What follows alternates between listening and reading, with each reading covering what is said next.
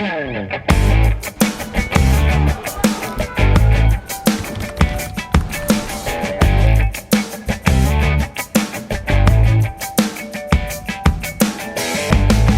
programa de hoje, vamos conversar com o professor João Carlos.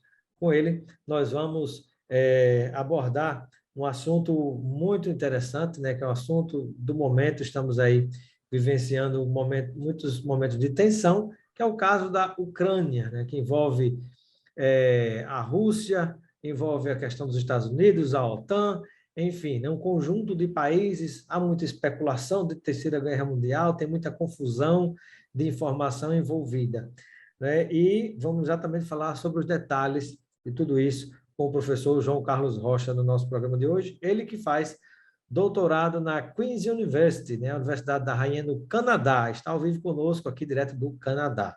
Seja bem-vindo, professor João Carlos, ao nosso Espaço Cidadão. Muito obrigado, Robson. Muito feliz em estar aqui novamente e poder contribuir com o debate sobre esse tema das relações internacionais que está pegando fogo e presente em praticamente todos os portais de notícia nesses últimos dias. Sem dúvida. E quando a gente fala em questões internacionais, né, às vezes a gente lembra até daquele jogo de War, né? Tem muitas questões estratégicas, a geopolítica envolvida.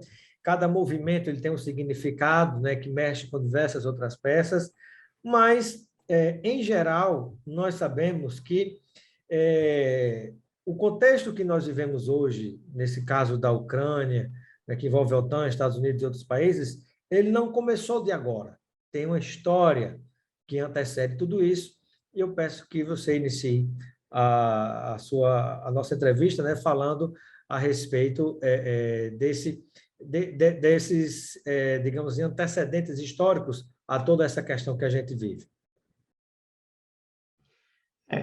Bem, então, é uma situação que eu acredito que é pouco conhecida por nós brasileiros, efetivamente, porque se trata de uma discussão que envolve as regiões do leste europeu. E a nossa história, a forma da gente estudar a história no Brasil, sempre foi muito voltada para a Europa Ocidental, né, os Estados Unidos, e os países que têm relações maiores com o Brasil, seja por questão de domínio, né, como Portugal, posteriormente domínios econômicos como a Inglaterra, e influências culturais como França, etc., e poderes majoritários como os Estados Unidos. Então, a gente pouco conhece da história dos territórios e países do leste europeu. A Ucrânia, se a gente for olhar para a história mais recente, a mais recente, obviamente a Ucrânia tem uma história milenar, mas na história mais recente, a Ucrânia foi uma das repúblicas soviéticas, né?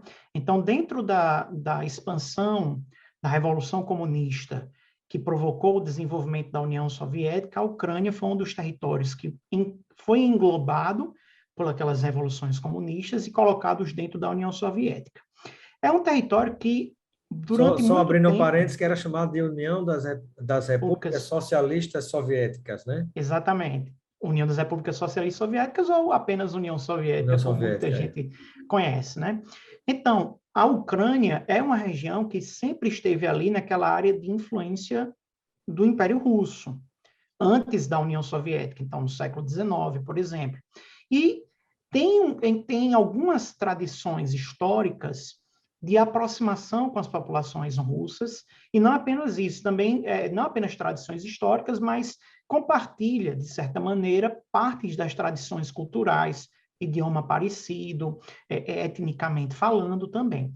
Porém, é um território que, ao mesmo tempo que tem uma relação histórica com a Rússia, né?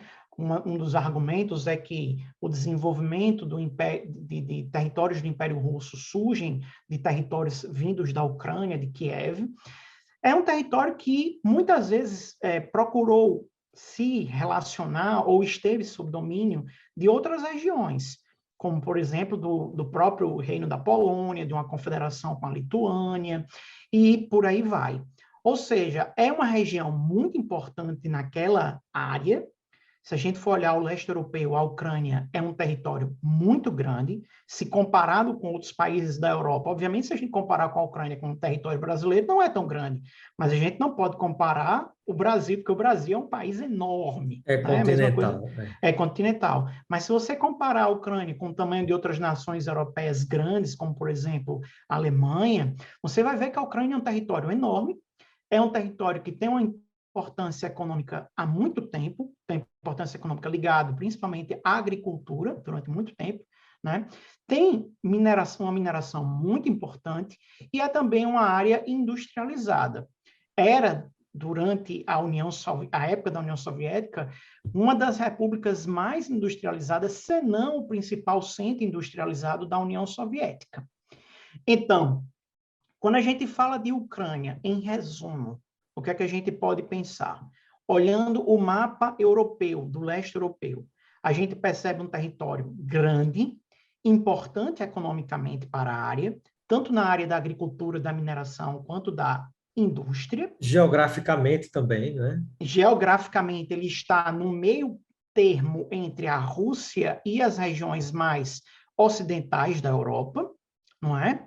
Então, você tem aproximações com regiões ocidentais da Europa, tanto é que uma parte da Ucrânia é mais ocidentalizada e uma outra parte da Ucrânia é mais vinculada às tradições russas. E é um território que esteve sob disputa em vários momentos, embora também tenha desenvolvido o seu próprio nacionalismo. A gente vai olhar no século XVIII, no século XIX, o surgimento de um nacionalismo ucraniano, né, que busca construir uma identidade ucraniana que fosse diferente da identidade russa, da identidade exclusivamente vinculada ao Império Russo e, posteriormente, vinculada à União Soviética. Quando acaba a União Soviética, no final dos anos 80, no início dos anos 90, quando a Guerra Fria acaba, né, e a União Soviética se dissolve, a Ucrânia se transforma em uma nação independente e, a partir da construção daquela nação independente, vem também a necessidade de reconstruir e de consolidar uma identidade que seja ucraniana e que não seja necessariamente russa. Então, uma coisa interessante, Robson, que a gente percebe, e é uma coisa que, por exemplo, eu estudo, enquanto meu trabalho de doutorado, são o desenvolvimento de leis memoriais. A Ucrânia criou leis para interpretar a sua própria história. Interessantemente, essas leis são leis que mostram a Ucrânia como um território que foi dominado e explorado pela Rússia. Veja só como isso é interessante. Como se fosse uma colônia. Exatamente, não necessariamente como uma colônia, mas como um território em que esteve sob dominação política russa e econômica sobre a Rússia. E aí o principal elemento consolidador desta memória anti-russa na Ucrânia é a lembrança de uma série de fomes que aconteceu durante a década de 30, principalmente na época do domínio stalinista, em que uma parcela muito grande da população ucraniana, hoje acredita-se que em torno de 8 milhões de pessoas, morreu de fome em razão, segundo dizem os ucranianos e muitos historiadores, de uma política deliberada do partido, do governo stalinista soviético, para enfraquecer parte dos movimentos que pudessem se colocar contrários à Revolução Comunista na União Soviética. Não? Então, esse movimento chamado de Holodomor, não esse movimento, essa fome conhecida como Holodomor, que é uma espécie de fome que foi deliberada sobre aquelas populações, criou um sentimento anti-russo numa parte muito significativa da Ucrânia. Porém, como eu estava dizendo, outras partes da Ucrânia têm populações russas em grande quantidade. E que são simpáticas à Rússia, inclusive, né? À Rússia. Até que haja uma reintegração, inclusive, né? Exatamente, particularmente nas regiões do oeste da Ucrânia, que estão mais próximos da fronteira com a Rússia. Em algumas dessas regiões, você tem cerca de 60% da população se identificando como de língua russa, que se considera muito mais russo do que ucraniano. Ou seja, A gente tem aí um território que nos últimos 30 anos vive sob uma situação de tensão constante, Divisão né? interna, né? Exatamente, com certas divisões internas, tanto em termos políticos, mas que não havia entrado em conflito direto até 2014, quando, apoiado pela Rússia, começaram a surgir movimentos separatistas nessas duas repúblicas, nesses dois territórios que atualmente a Rússia reconheceu como independentes, né? Os territórios em que você tem Luhansk e Donetsk. Ou seja, é uma situação bastante delicada, porque envolve uma nação que ainda está construindo parte de sua identidade, parte da sua formação memorial, histórica e propriamente Soberania, política. Exatamente, a a sua sua soberania. soberania. Perfeito. Como diria Maquiavel, né, quer conquistar um povo, divide esse povo, né, dissemine a discórdia, e é o que me parece que tem acontecido, né, deixa um povo mais enfraquecido para que ele seja dominado por outros países, né, que querem exercer o seu poder de influência. E aí, eu vou lhe propor um ping-pong agora. Vamos falar um pouquinho sobre, primeiro, onde é que entra o gás natural nessa história, que tanto tem se falado de gás natural? Porque geralmente quando a gente pensa em Olha, o guerra, gás. né, ou essa história de guerra, a gente pensa muito em petróleo, né? Tem petróleo no meio. Quando não tem, não tem guerra. Estranho, né? Mas nesse caso fala-se muito em gás natural, né? Qual é a relação da Ucrânia com a questão do gás natural? Como é que isso pode atingir? Que interesses traz em relação à Rússia? Como é que isso pode atingir a Europa? Olha, a Ucrânia é um local com grande quantidade de gás natural, sem dúvida alguma, isso daí é sabido. Porém, o principal produtor de gás natural na região é a Rússia, né? Não é a Ucrânia. Então, a Rússia é o principal produtor de gás natural, inclusive recentemente concluiu uma obra de um gasoduto gigantesco que vai até a Alemanha para levar o gás natural à Europa e O gasoduto da Rússia aproximadamente passa pela Ucrânia ou não? não chega a Não. Ah, passar. Mas assim, 40% do gás que é utilizado na Europa vem diretamente da da Rússia. Rússia. Então, obviamente, um eventual conflito ou um eventual ou sanções mais drásticas contra a Rússia podem provocar, neste caso, uma diminuição da quantidade de gás natural para a Europa, o que levaria, de certa maneira, não, o que levaria certamente ao desenvolvimento de aumento de preços e de inflação. Não é? O E que é agora já já uma situação difícil. já complicada em razão do que acontece com o Covid, né, e do Agora, enfraquecimento por exemplo, das redes de suprimento. me parece que aí já entra a China no meio, né? Porque há uma expectativa de que se houver corte ou diminuição de compra de gás natural da Rússia como retaliação a essa questão da Ucrânia, né? Me parece que a China está ali no cantinho dela esperando assim, ninguém vai comprar seu gás natural, não, pois traga para cá que eu quero. Pois é, a China tem tido uma conduta bastante interessante. Primeiro que todos nós sabemos Estratégica, né? que a China é um jogador global poderosíssimo. É uma das maiores economias do mundo, população enorme, ou seja, é uma nação muito forte, muito poderosa. Para melhor, a situação chinesa é meio complicada, digamos assim, é delicada, porque ao mesmo tempo em que ela não quer ampliar problemas que tenha acontecido já com as relações diplomáticas com a União Europeia e principalmente com os Estados Unidos, ela também não quer perder um dos seus principais, ou retirar o apoio sobre um dos seus principais aliados, que é a Rússia. Então, sabe-se hoje que o comércio da Rússia com a China é enorme, é o principal parceiro comercial russo, é a China.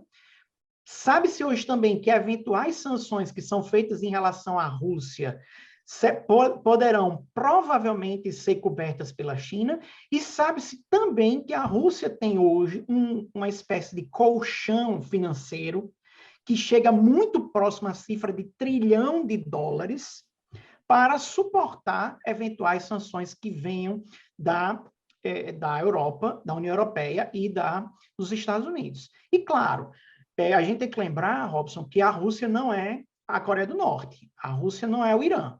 Então, sanções sobre a Rússia têm consequências, claro, não são as consequências do que você colocar uma sanção numa nação como a China, que é um poder industrial. A Rússia é um poder muito mais de venda de produtos, de commodities, de produtos minerais, de produtos ligados ao petróleo e gás, etc., não industriais. Mas uma sanção sobre a Rússia vai gerar, sem dúvida alguma, algum tipo de influência sobre o preço de gás, sobre o preço do petróleo e, surpreendentemente, para a gente do Brasil, que a gente não costuma pensar nisso, também sobre preços agrícolas. Porque uma grande parte da produção agrícola russa é vendida para nações asiáticas, para nações africanas e para nações europeias. Né? A gente não pensa nisso porque Como o o Brasil é um Brasil grande vende produtor para a China, agrícola. como o Brasil vende também para a Rússia, né? Então, eventuais sanções pode ter um certo efeito dominó de atrasar a recuperação econômica do mundo pós-Covid. Né? E, obviamente, para a China é interessante ampliar suas relações com a Rússia e ampliar essa possibilidade de ter o seu principal parceiro na região mais vinculado a ela. Outra coisa interessante que a gente pode perceber e que muitos analistas aqui no Canadá, nos Estados Unidos, têm dito, é o temor que esse tipo de conduta mais agressiva da Rússia em relação ao reconhecimento de territórios ucranianos, que é uma espécie de playbook, digamos assim, de livro de regras que Putin já fez. O que é que Putin fez em outras regiões, como, por exemplo, na Geórgia? Ele deu força a movimentos separatistas na Geórgia, como, por exemplo, na Ossétia do Sul, movimentos separatistas argumentando que esses territórios eram territórios com maioria russa, e depois que deu força a esses movimentos separatistas, mandou tropas russas. E hoje o território, embora não sendo reconhecido ainda internacionalmente como território russo, está sob domínio russo. É o que acontece também no Azerbaijão, em um território no Azerbaijão. Então, é o que muito provavelmente Putin deve estar tentando no dia de hoje, dia 22 de fevereiro, fazer na Ucrânia. Ele manda as tropas, agora ele já informou que ia mandar as tropas como agentes de paz, entre aspas, mas no futuro esses territórios serão todos governados por pessoas que estão vinculadas ao governo de Putin diretamente e passarão a ser, ainda que não reconhecidos, anexados ao território russo. E aí onde é que eu quero chegar? É que, para alguns líderes internacionais, o temor é que esse tipo de conduta feita pela Rússia, cada vez mais agressiva, de dominar territórios que estavam sob sua antiga esfera de influência, dê combustível para que a China faça isso que em outros territórios que estavam sob sua esfera de influência no passado, como, por exemplo, a região de Taiwan. E regiões no mar da China. Então, o primeiro-ministro japonês recentemente já deu uma declaração dizendo que teme que esse tipo de conduta na Rússia gere ao fortalecimento de outros tipos de condutas por parte da China, ou seja, a China passe a se sentir justificada para tomar esse tipo de atitude em relação a outras nações, outras regiões, como, por exemplo, Taiwan. Ou seja, a gente fica pensando que a situação está muito distante da gente, Está mais próximo do que a gente imagina, né? Está mais próximo do que a gente imagina, porque levando a um conflito entre China e Taiwan, por exemplo, que não é uma situação atual, eu estou conjecturando, obviamente, isso passa a ter efeitos globais muito maiores, mais severos. E, professor João Carlos, né, vamos tentar compreender agora onde entra no meio de toda essa história os Estados Unidos e a OTAN. Né? A gente sabe que os Estados Unidos também, na sua área de influência, tem algumas atitudes semelhantes, né? Às vezes com a Venezuela, com o próprio Brasil, com o caso dos países latino-americanos e na América Central também. Né? Quem está próximo da sua região, da sua área de influência, né? Vez ou outra a gente sabe que há um braço dos Estados Unidos fazendo a mesma coisa que a Rússia está fazendo lá do outro lado do mundo. E aí eu pergunto, onde é que, no caso da Ucrânia, nessa relação com a Rússia, entram os Estados Unidos e a OTAN? Exatamente. Esse é o argumento principal usado por Putin. O que Putin diz, o argumento que ele utiliza é de que a sua estratégia é uma estratégia muito mais defensiva do que de ataque. Ele diz, olha, é como se a pessoa, sabe aquela história da melhor defesa ao ataque? Então ele tá dizendo, olha, eu estou me impondo nesses territórios porque são territórios que fazem fronteira comigo e que eu não tenho nenhum tipo de interesse que caiam sobre a área de influência de outros países, como, por exemplo, os Estados Unidos ou da União Europeia. O que é que a gente vê aí? Bem, fazendo uma retrospectiva histórica. Durante o período de desenvolvimento da Guerra Fria, dois grandes blocos militares se desenvolveram. Um chamado Organização do Tratado Atlântico Norte, que é a chamada OTAN, que era o bloco que reuniu os Estados Unidos, Canadá aqui na América, e na América do Norte, e os países europeus, né? E esse bloco era um bloco que forma uma aliança militar de contenção à expansão comunista. Do outro lado, a União Soviética também forma o seu próprio bloco, que é o Pacto de Varsóvia, né? O que é interessante é que quando a União Soviética se dissolve, o Pacto de Varsóvia, consequentemente, também se dissolve, que era a contraparte da OTAN, a OTAN, a Organização Tratado, esse bloco multilateral de forças militares, começa a se expandir e começa a aceitar como membros da sua aliança antigos países que estavam na esfera de influência da União Soviética. Então, isso não deixa de ser uma provocação? É uma espécie de provocação, mas existe também um outro ponto que a gente tem que lembrar, Robson. Na década de 90, porque hoje já está um pouco distante, mas durante o período em que a União Soviética tinha domínio de área de influência nessas regiões, a União Soviética frequentemente invadiu territórios para recolocar no poder aqueles que eles deveriam respeitar a União Soviética. Foi assim que aconteceu na Primavera de Praga, na Tchecoslováquia, em 1968, foi assim que aconteceu na Hungria, em 1956, quando movimentos em países comunistas ou sob a área de influência da União Soviética começavam a questionar o domínio, a União Soviética, através do Pacto de Varsóvia, invadia. Então, quando acaba a União Soviética e o mundo entra numa nova era, aqueles países que estiveram sob domínio da União Soviética veem na OTAN, aí eu vejo o outro lado, uma forma de se proteger de eventuais interferências futuras da Rússia, né?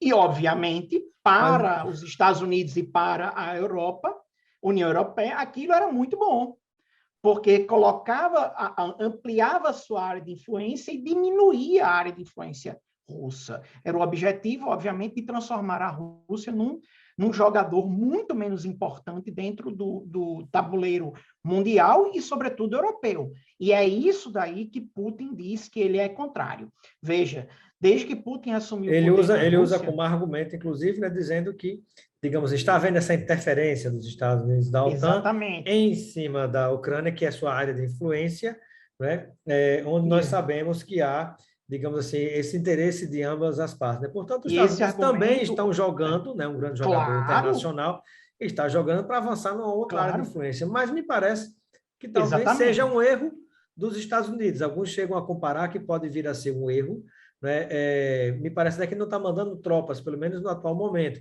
Estaria mandando armamentos, né? Vocês se matem aí. Sim. Né? E aí o detalhe é o seguinte: alguns chegam a comparar que se mandasse tropas, poderia se transformar numa nova Síria, poderia se transformar num novo Afeganistão, e você entrar num problema e não conseguir mais sair e depois deixar o estardalhaço feito, né? E assim, as consequências de uma guerra em larga escala na Ucrânia, elas serão catastróficas para a Europa, principalmente. Os estudos mais conservadores dizem que uma guerra na Ucrânia deve gerar pelo menos 50 mil mortes de civis, inicialmente, e cerca de 5 milhões de refugiados, que vão entrar na União Europeia, certamente.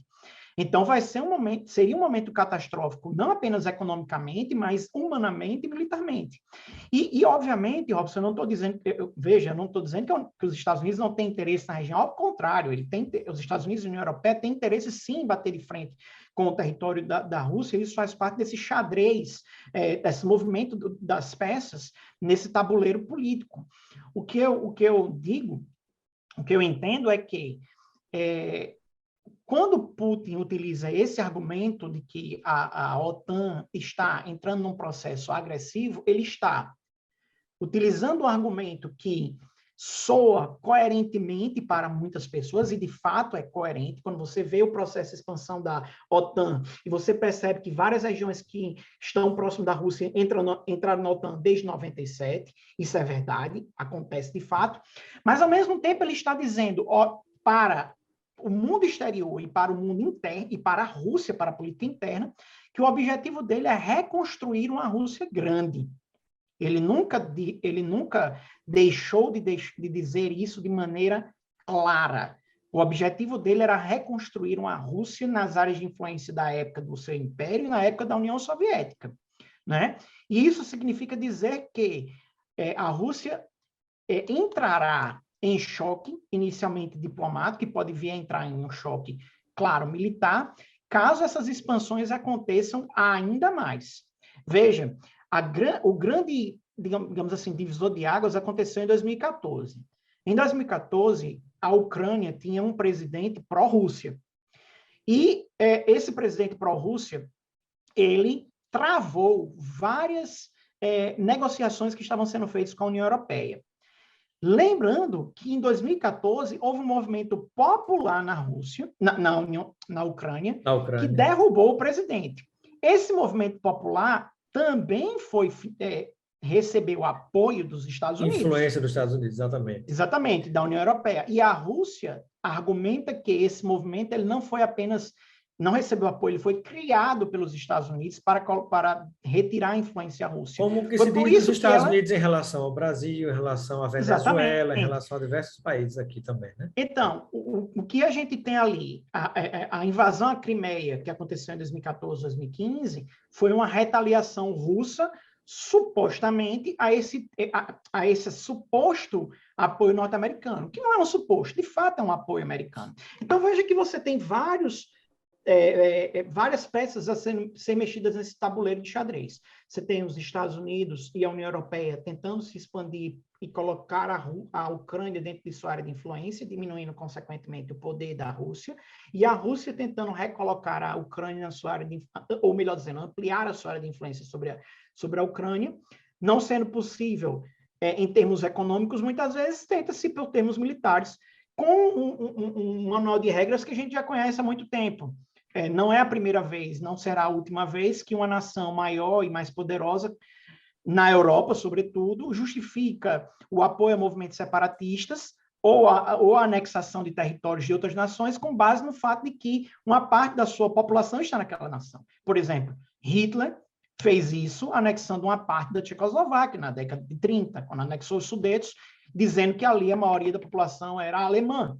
Depois anexou a Áustria, também argumentando que aquilo ali era o retorno aos territórios alemães ou do Império Alemão da época da Idade Média. Ou seja, há argumentos para todos os lados. E esses argumentos eles precisam ser analisados dentro desses interesses, como você bem lembrou. Perfeito, interesses e a história, né? E caminhando para finalizar, né, a gente ainda pode falar um pouquinho mais sobre o atual momento, né? A gente está gravando essa entrevista hoje, dia 22 de fevereiro, né? Muita coisa está acontecendo, mas antes de entrar em detalhes sobre o atual momento, os atuais passos e mexidas nesse tabuleiro, eu gostaria de lhe perguntar sobre o seguinte: nós sabemos que numa guerra, a gente considerando uma guerra, quem morre primeiro é a verdade. E eu pergunto, existe, digamos assim, mocinho e bandido nessa história? Existe algum culpado? Existe alguém que, igual a briga de menino pequeno, existe alguém que bateu primeiro, né, e o outro vai ter que se defender? Como é que você avalia essa questão, professor João Carlos?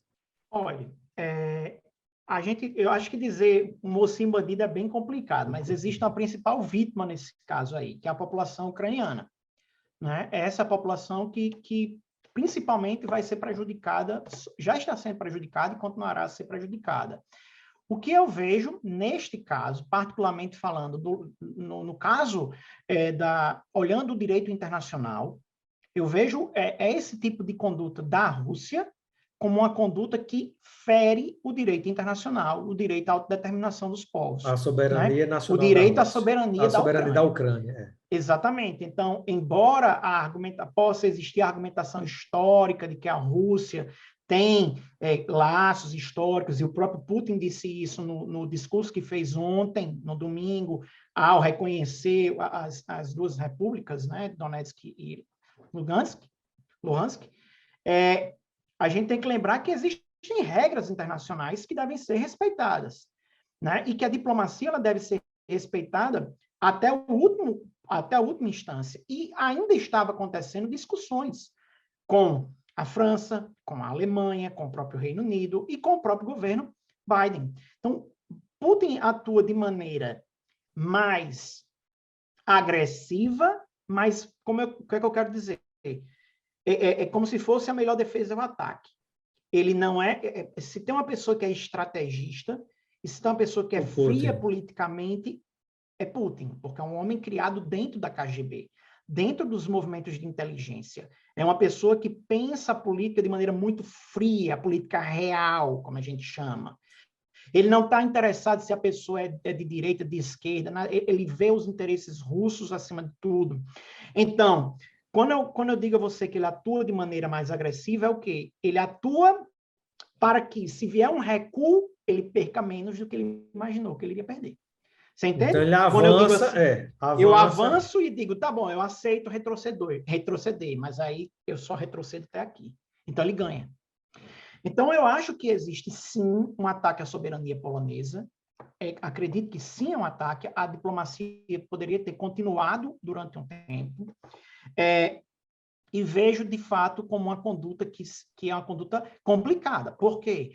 Porque se a gente for justificar todos os ataques que possam vir a acontecer por eventuais ligações históricas ou tradicionais, nós entraremos numa situação complicada. Vamos tentar reconstruir o mapa do mundo todinho. Exatamente. A China vai poder invadir Taiwan, não é? O Japão vai poder invadir a Coreia do Sul, ou a Coreia do Norte, a Argentina poderá invadir o Uruguai, no futuro a Espanha poderá invadir a Argentina, o Brasil poderá ser invadido, ou seja...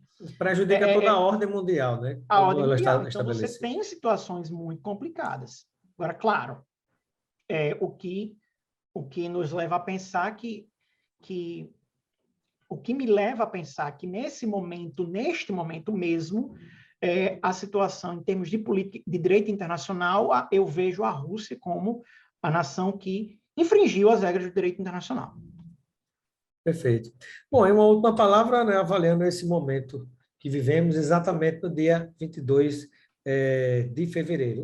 Um breve comentário final em relação a esse tempo. Eu deixei essa parte para o final, justificando para os nossos internautas e telespectadores, porque, como tudo muda muito, eu deixei a primeira parte, digamos assim, imexível da entrevista, que, independente do que venha a acontecer, essa reflexão que a gente fez no início, ela não se perde. Bem, hoje, nesse momento agora, a gente está na expectativa para o pronunciamento do presidente Biden aqui nos Estados Unidos. Ele vai se pronunciar sobre as medidas que podem vir a acontecer na Rússia. O que é mais provável agora é que os Estados Unidos e a União Europeia, junto com também com a Grã-Bretanha, né, que não faz mais parte da União Europeia, a Inglaterra, façam uma série de sanções econômicas contra a Rússia e sanções junto aos mecanismos internacionais financeiros. Ou seja, existe um sistema financeiro internacional, um sistema bancário internacional, onde as trocas de moedas, as trocas econômicas são feitas. Então, é muito provável que aconteça algum tipo de sanção nesse tipo de situação. Não ainda uma atuação militar, né? Mas uma sanção muito mais ainda econômica, mais pesada em face da Rússia, né? Lembrando que eu falei há pouco tempo, a Rússia não é uma Coreia do Norte, que não tem nenhuma importância na economia mundial, é uma nação que tem uma importância junto à economia europeia, principalmente, e essas sanções, elas serão, embora possam vir a acontecer, elas serão muito bem pensadas, porque, veja só, para o eleitor médio dos Estados Unidos ou para o eleitor médio da Europa, uma situação acontecendo no leste da Ucrânia, no oeste da Ucrânia, melhor dizendo, interfere diretamente na sua atividade econômica, e isso muitas vezes é visto como algo que não tem nenhuma nenhum tipo de influência, né? Poxa, para que o meu país vai se meter naquele território? Se meter naquela... Né?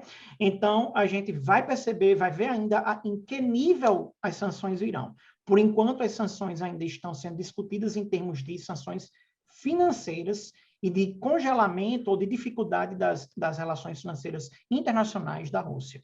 Como acontece com a Venezuela, por exemplo, né? Como acontece também com o Irã, etc., e com a própria Rússia, já acontecem essas sanções. Né? Desde 2014 já acontecia, desde 2008, melhor dizendo, com o ataque na Geórgia, já aconteciam sanções, mas devem ser ampliadas para tentar enfraquecer a Rússia. Mas, como eu disse, Robson, e como você mesmo lembrou, a Rússia tem a China do ladinho ali, né, que pode diminuir. A China não entraria nessas sanções, a China conseguiria diminuir o problema econômico na Rússia, e ainda por cima a Rússia se preparou para isso. Todos os grandes analistas sabem que hoje a Rússia tem reservas econômicas preparadas para sobreviver a uma eventual sanção. Última coisa. Estava ali um pouquinho esquecida e voltou a ter um peso importante no cenário global, né? Exatamente. Uma última coisa, Robson. Para a política interna russa, caiu como uma luva essa crise, porque a Rússia estava começando a viver os primeiros movimentos contrários a Putin, depois de muitos anos, como aconteceu ano passado na Bielorrússia, em Belarus, movimentos contrários ao governo de Belarus. Rapidamente se formou um movimento de apoio a Putin, um movimento, um pensamento nacionalista e patriótico. Então, vamos esquecer isso, porque nós estamos sendo atacados, né, pelo Ocidente, porque essa é a visão que se tem. E ele aproveita esse momento, essa cortina de fumaça, para, por exemplo, julgar o seu principal opositor. Alexander Navalny está sendo, neste momento, julgado mais uma vez, e a imprensa ocidental não está nem lembrando do que está acontecendo, né? Do principal opositor de Putin, que já está preso, sendo julgado novamente agora nas sombras de todo esse conflito. Então, ele aproveita isso para enfraquecer a sua própria oposição interna. Perfeito.